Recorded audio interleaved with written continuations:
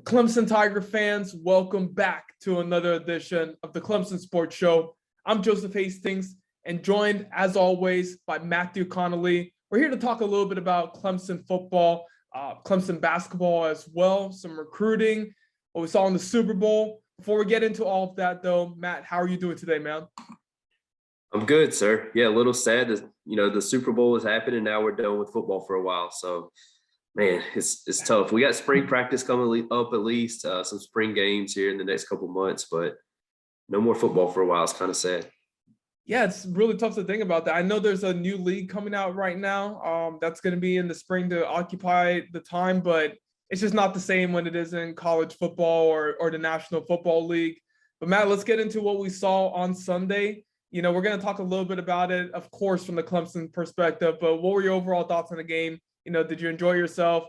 Were you able to walk straight after the game? All of that.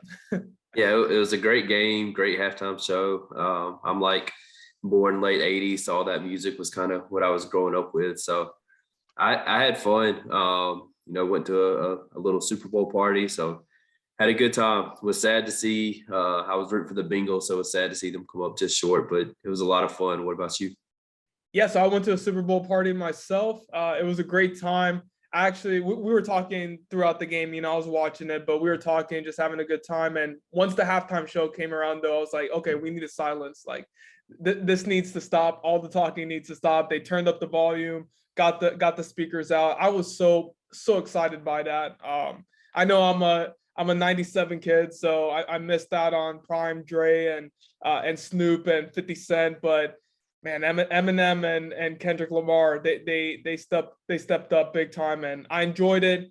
After it was over, I felt like Mary J. Blige. I fell down, fell down on my back. It was just such an awesome experience, and you tweeted it out. We were like, how do you go back to stupid football after that? It was just such a entertaining experience. I really enjoyed myself. Yeah, I was being a bit sarcastic, obviously, but yeah, some people didn't love the show, and some people said Prince's performance was better, which Prince's performance was incredible as well. So don't get me wrong, but I thought that was the best one I've seen. Speaking of what we saw, let's talk a little about the Clemson guys in the game. Jackson Carmen and Tremaine Akram obviously played and over there, didn't do a whole lot, but T. Higgins and DJ Reader really had huge games. Man, what do you think of the performance by T and by DJ as well? Okay, so some people are going to look at it, from two different perspectives. One, you see 4 receptions, 100 yards, 2 TDs, incredible, right? Then some other people are going to say, okay, what if the ref called pass interference on him? Which was, look, let's call it as we see it. That was absolutely pass interference. I know Jalen Ramsey got away with a hold in the end zone, in the first quarter, I believe. So it was offsetting in terms of canceling each other out, but yeah, T. Higgins absolutely committed pass interference, and if he doesn't do that, he finishes with 3 receptions, 25 yards, and a touchdown. Which is negative good. Joseph over here. Negative. I'm not being negative Joseph. I'm saying people can view this from two different. People can view this from 2 different perspectives, but I'm going to go the positive route because, as I mentioned in our last podcast, when talking about recruiting, it's all about results. I'm a results-driven person. What did you finish with? What were the end results? And end results, he was the leading receiver in the Super Bowl, 2 touchdowns, which matched the Super Bowl MVP in Cooper Kupp. If the Bengals win this game, which they had a really good shot of winning this game, I thought there were some penalties called at the end on the Rams drive, after a clean game for most of the time that was really unwarranted. Had the Bengals won that game, though, T. Higgins is the Super Bowl MVP. And what a recruiting pitch that would have been for Dabo Swinney. He's still going to be able to use what Higgins did in his pitch to guys like Christian Hamilton and Noah Rogers and other guys that are recruiting this 2023 class, but that would have just been great. But excellent game by T. Yeah, I'm going to be positive throughout. I don't know. I thought it was probably offensive pass interference, yes, but they were letting them play on both sides. Like you mentioned, Ramsey got away with a hold earlier. T would already had another touchdown on the first drive. So they were letting them play some on the outside. Like you mentioned, they were letting them play pretty much the entire game up until the final 2 minutes when the refs decided that they needed to get in the middle of it. But anyway, that's neither here nor there. But yeah, great game for T. Really played well. He's really a huge weapon now for Joe Burrow. Man, that's going to be a fun offense to watch for years to come when you look at all that young talent that they have over there. I wish they'd have given the ball to Joe Mixon late. That's a whole nother discussion. But yeah, let's talk a little too about DJ Reader, who had a sack, had 3 quarterback hits. I mean, he really played well, and he's a guy, Dabo talked about him at his signing day press conference a couple weeks back. Just a great athlete, great against the run, can get after the quarterback some. Just what do you think of his performance? I know you said you were talking some and maybe you don't catch the defensive lineman that much, but no. I was going to say, how much of him did you see and the job the Bengals did as a defense overall? I thought the defensive line was actually one of the highlights of the game. I mean, on the other side of the ball with, on the other team with Aaron Donald, I mean, he was just absolutely destroying Cincinnati's offensive line, which was somewhat predictable as Cincinnati's O-line isn't the best with protecting Joe. But no, DJ did an excellent job. I think I saw a tweet. Someone said that he's the first Clemson baseball player with a sack in the Super Bowl, which was that was pretty funny. But yeah, he was really disruptive in the trenches. Matt Stafford did a really good job, though, of getting rid of the ball fairly quickly, despite missing some weapons. With Odell Beckham and obviously Robert Woods was out, several weeks ago. But yeah, Matt did a really good job of getting it out quicker. Had he not, though, I think DJ could have gotten a couple more sacks. He had a really strong performance, and Clemson needed that because, once again, this all matters with recruiting. Everything kind of ties back to recruiting in the end. That's the foundation of a good program. So they're going to be able to make that pitch to Peter Woods and be like, hey, look what we did with an athletic interior defensive lineman. You're that same kind of guy. Let's bring you in. They're going to be able to make that pitch with other defensive linemen that they're pursuing. So, yeah, really good case that Clemson can make there. And I thought DJ had a strong performance as well. Yeah, and I wrote about it today up at ClemsonSports.com. Encourage y'all to come check it out. We got a free trial going on right now, 7-day free trial if you're not a member. But I wrote about, Dabo compared Caden Story, who was in this 2022 class, obviously, to DJ Reader. Multi-sport guys, both of them. Caden Story is a really good basketball player. Like you mentioned, DJ played baseball at Clemson, played football, obviously, at Clemson as well. So multi-sport guys and bigger guys that are really athletic. He can move really well. Caden and DJ both can. Dabo said, he has great handles on the basketball court, soft hands, really good around the rim, just a really good athlete. So that's kind of something that's going to be interesting to watch kind of over Caden's career. I think it's just how he develops and if he's able to maybe have kind of a similar path to DJ. DJ didn't play a lot early on in his career, started getting more and more involved as his time went on, ended up starting as a senior. So kind of an interesting comparison there. Let's switch gears now over and go talk a little basketball. It's not great right now. Clemson's lost 4 straight. They lost to Notre Dame over the weekend, their 4th straight loss. I'll just offer a couple thoughts early, right? Honestly, I feel bad for this team and this staff right now.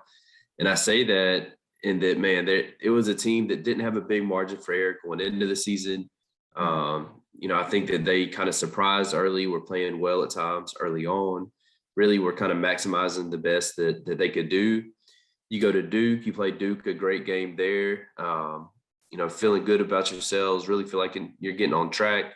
Come home, play Florida State, end up winning that game, but you lose Hunter Tyson, and it's been all downhill ever since then. And it's hard. I mean, you look at, first of all, you're undermanned, so you're down one of your best players in Hunter Tyson.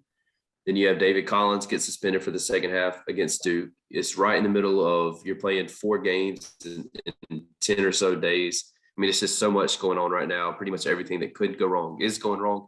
And so I don't know. I just feel bad for this team and this staff. That's like Brad Brownell said today. They're battling, they're playing hard, but they're just undermanned right now and just coming up short. Yeah, I don't have much to add from what you just said.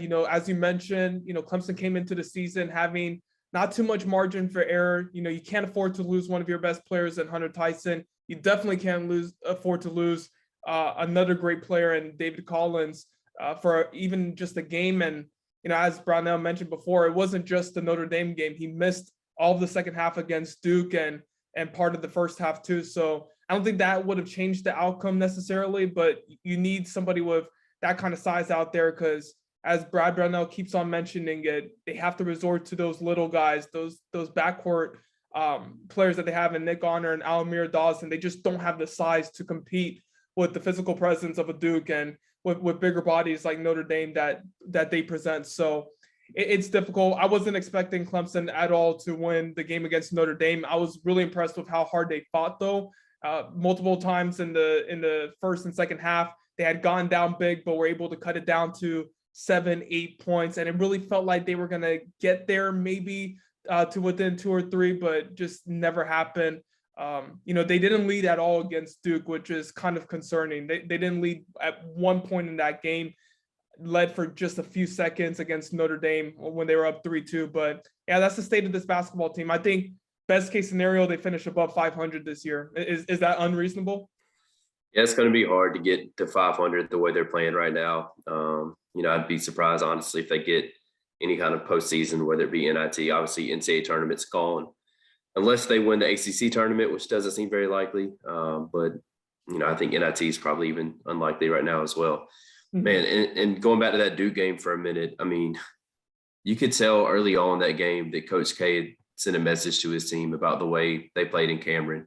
And he said after the game last Thursday, I believe, it was last Thursday. He said they outplayed us in Cameron. Like Clemson outplayed us. They deserved to win. They played better than we did. We were fortunate to escape with a win. And I'm sure he brought that up to his team several times leading up. Hey, this team out rebounded you in your own court.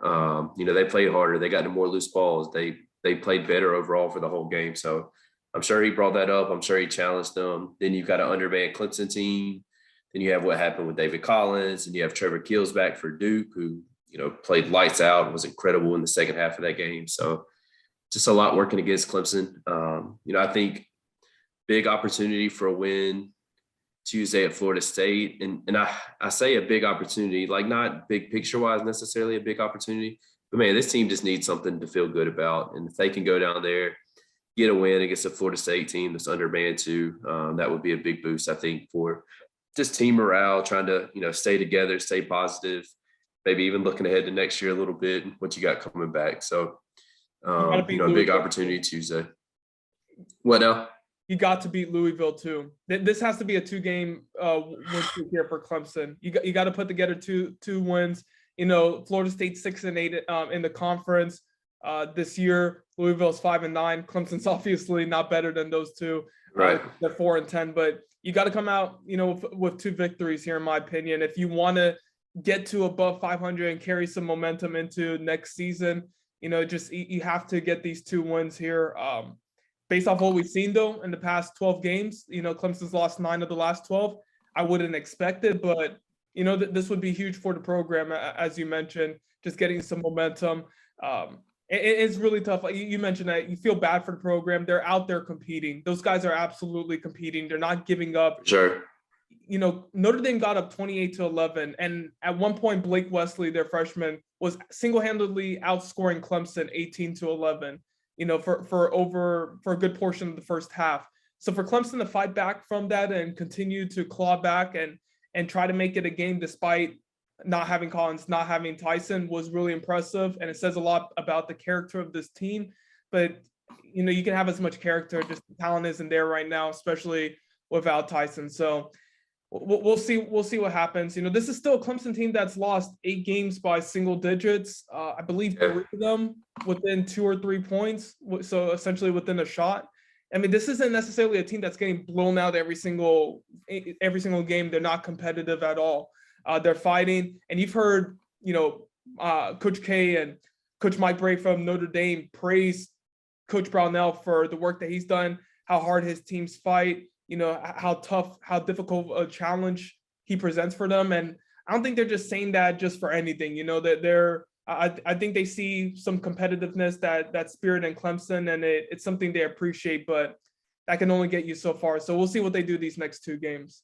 Yeah, they've got to have better guard play, man. Like I've been really surprised at how poorly Alamir Dawes and Nick Honor have played a lot of this year. Just 2 veteran guys that have made a lot of plays at times, played well last year, but for whatever reason, it's just been a struggle this year with consistency. So they've got to get better play out of those guys. And look, the schedule is not that hard. I mean, every game on the schedule is winnable. You're looking at Florida State, at Louisville, a couple of teams that are kind of struggling right now. Wake Forest at home, which Wake Forest is playing well, but still you're playing them at home.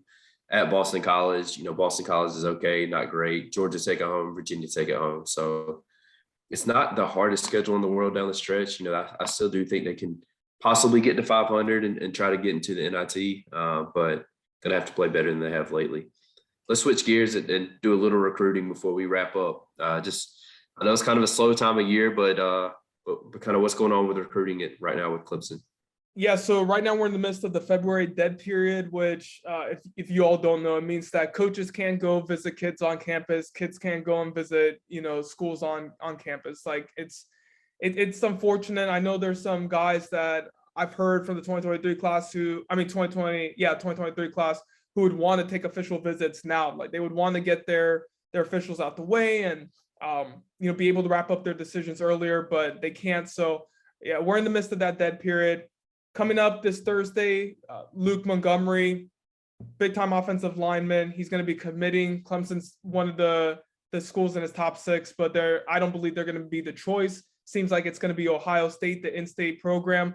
And, we had discussed it with one of the members on our Tigers Den message board, and they said that this wouldn't necessarily qualify as much of a miss because Luke wasn't a prospect that most fans were expecting Clemson to win out for, in the first place. But look at it. We mentioned Jackson Carmen earlier at the top. Carmen was somebody that they got out of Ohio State and out of the state of Ohio and were able to get to Clemson.